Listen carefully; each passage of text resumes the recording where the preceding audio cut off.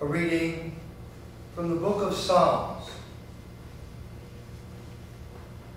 The Lord is my light and my salvation. Whom do I fear? The Lord is my life's refuge. Of whom am I afraid? When evildoers come at me to devour my flesh, these my enemies and foes themselves stumble and fall. Though an army encamp against me, my heart does not fear. Though war be waged against me, even then do I trust. One thing I ask of the Lord, this I seek, to dwell in the Lord's house all the days of my life, to gaze on the Lord's beauty, to visit his temple.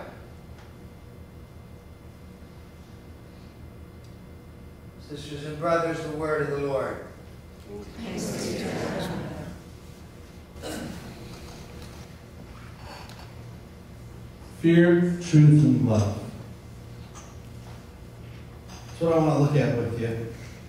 In the Bible, the phrase, be not afraid, appears in various forms, fear not, all those different forms.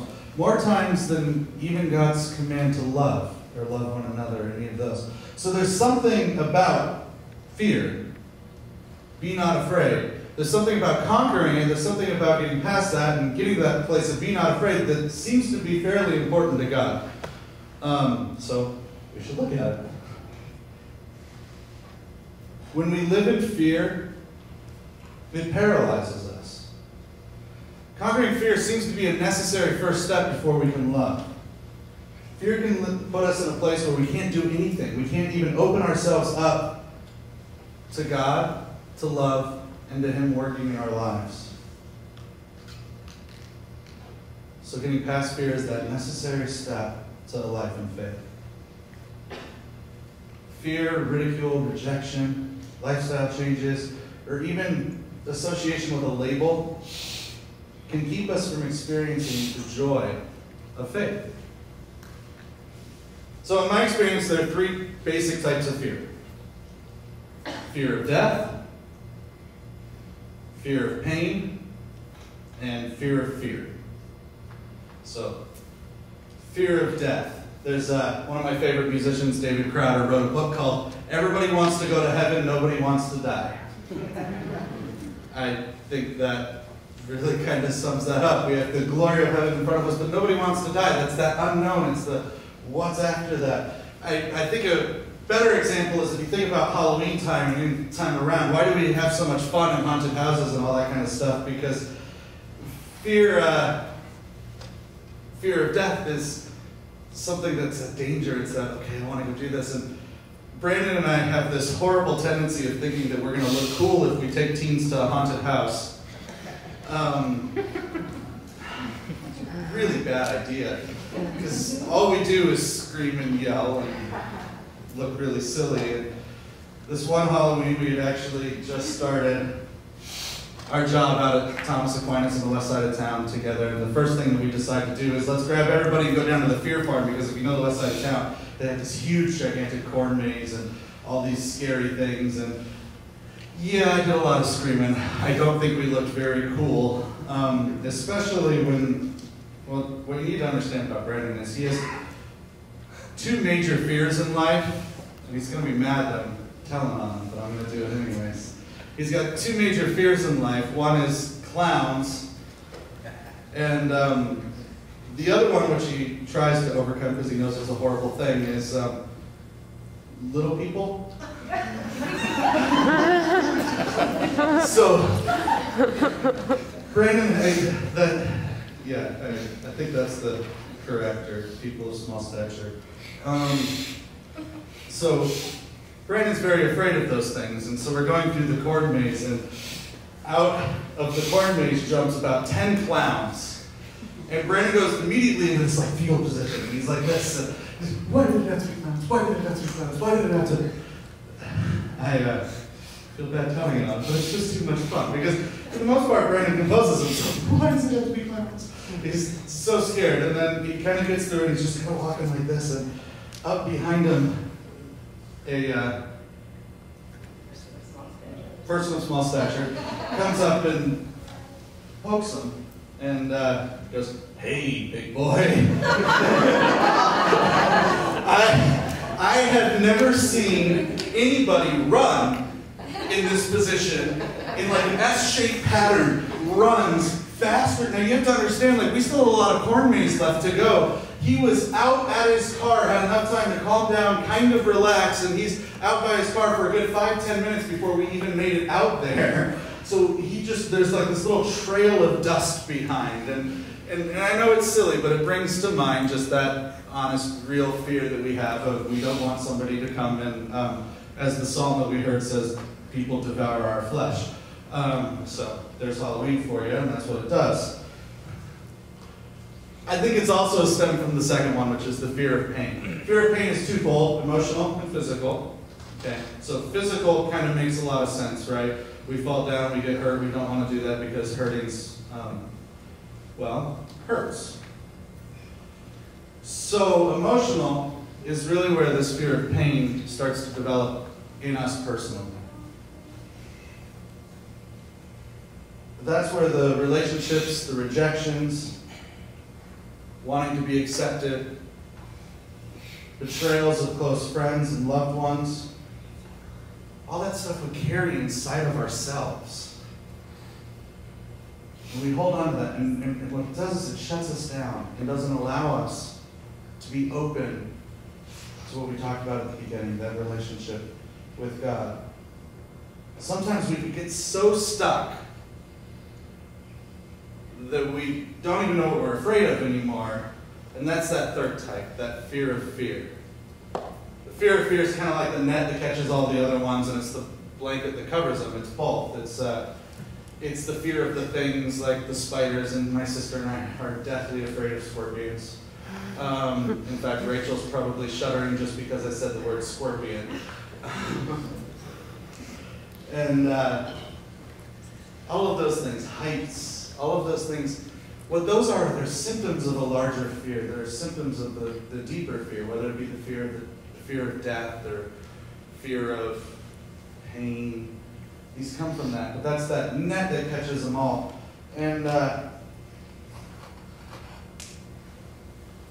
really what they call us to do is look at the larger symptom.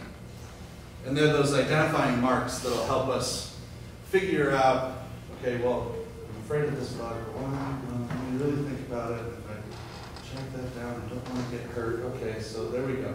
And once we start to do that with our fears, even on the simple ones like that, those fear of fears, then we can get to those really deeper ones. And we can start to look at, why am I not being open to God's love? Why am I not being open to what anything has? Well, maybe it's a fear of rejection. Maybe it's a fear of being attached to the label. Maybe it's a fear of, who knows? There's so many different things. And really,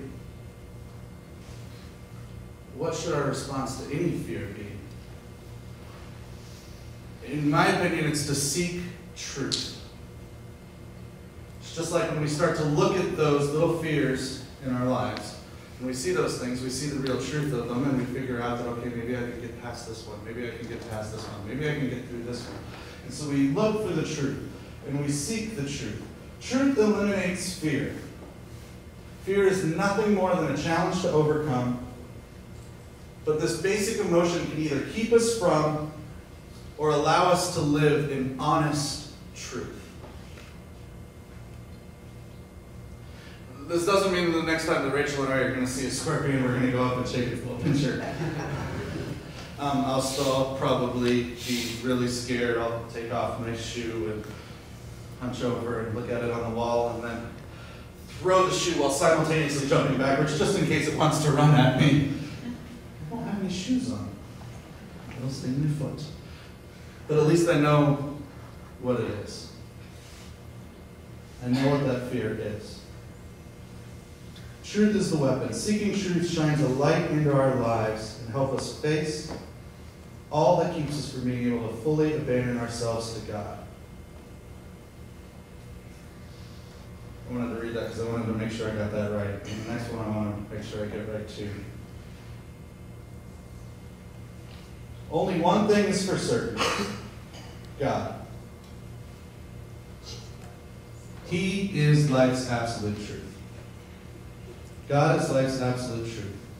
So rather than any kind of semantic argument tonight about what truth is or any of that kind of stuff, or whether it's, my hair is absolutely parting in the balding manner, you may not see that now, but it's relative to the fact that I promise you that it's on the way out the door. I can show you. It's none of those little arguments. What it is an acknowledgement that God is truth. That God is what we seek. Quote from then Cardinal Joseph Ratzinger, now Pope Benedict, wrote in Truth and Tolerance, truth is love. Really kind of a summary of the whole book. Truth is love. So when we place ourselves in the mindset of that, little child going through Sunday school and all that kind of stuff, what do we remember? Well, we remember that God's love, right? So if that's all true, then when Mahatma Gandhi said that truth is God,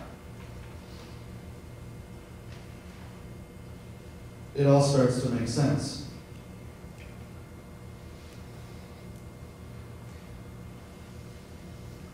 So God is love, love is truth, truth is God. Truth is God, God is love, love, love, love, love, love, love. All you need is love. Love is like oxygen. Love is a really splendid thing. Love lifts us up where we belong. All you need is love. Sorry. Another Moulin Rouge fan right there. So, there you go. But it's scripturally sound. Love is all that we need. So let's go right to Jesus and right to his words. Scripture that I'm sure we've heard a million times, but let's look at it again. Matthew. When the Pharisees heard that he had silenced the Sadducees, they gathered together.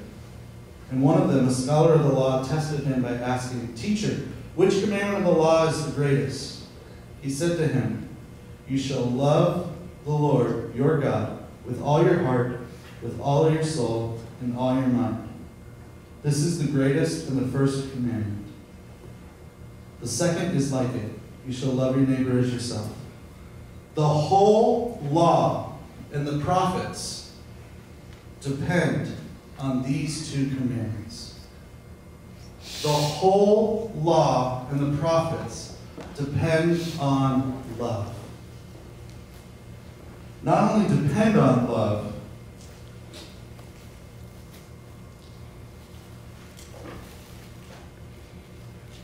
but the fulfillment of everything that we have. It's the fulfillment of the law. Romans chapter 13, 8 to 10. Owe nothing to anyone except to love one another. For the one who loves another has fulfilled the law. The commandments: you shall not commit adultery, you shall not kill, you shall not steal, you shall not covet, and whatever other commandment there may be are summed up in this saying, namely, you shall love your neighbor as yourself. Love does no evil to a neighbor, hence love is the fulfillment of the law.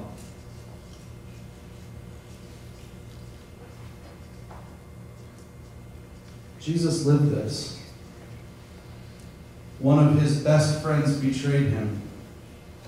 Fully human. He must have experienced all those fears. Are other people going to reject me? All these other kind of things that we feel. But Jesus modeled it. Because he didn't take that opportunity to shut down, but to follow what he was and follow what he was supposed to do. and walked to Calvary for us in love. So fear has that chance to just shut us down. But love, if we're open to it, has the ability to open our souls to so much more and so much greatness.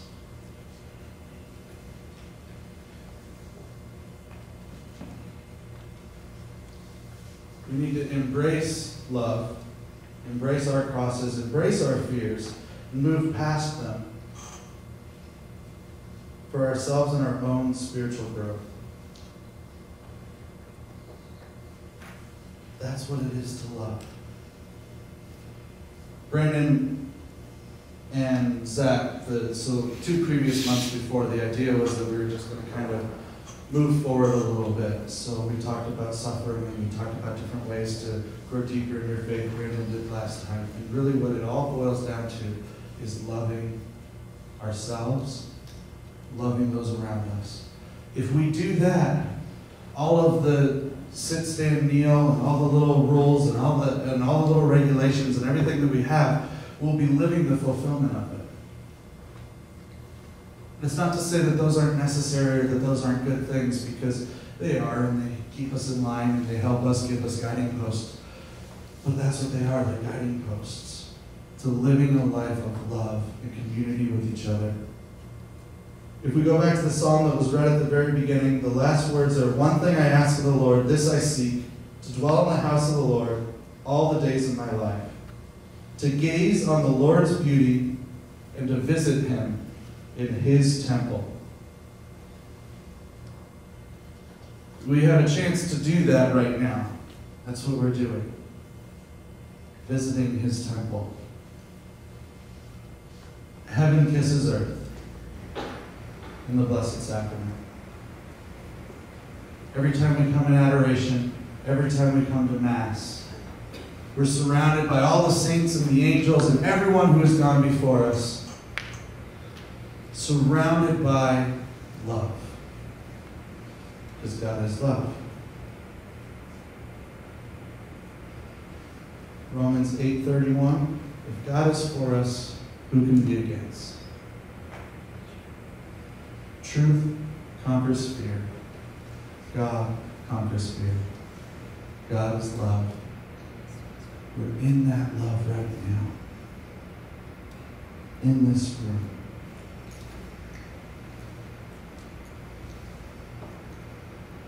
Take this time to live in his love. To be not afraid, and to allow God, our truth and our love, to cover us here tonight. So that when we leave here, we can live that love. We can live God to those out there. So these times are for to feel his love so we can take it and go. And live that love out there. Conquer our own fears because we have God on our side. Stand in the truth that he is who he is, and we are his chosen people and his children. And live God to those out there.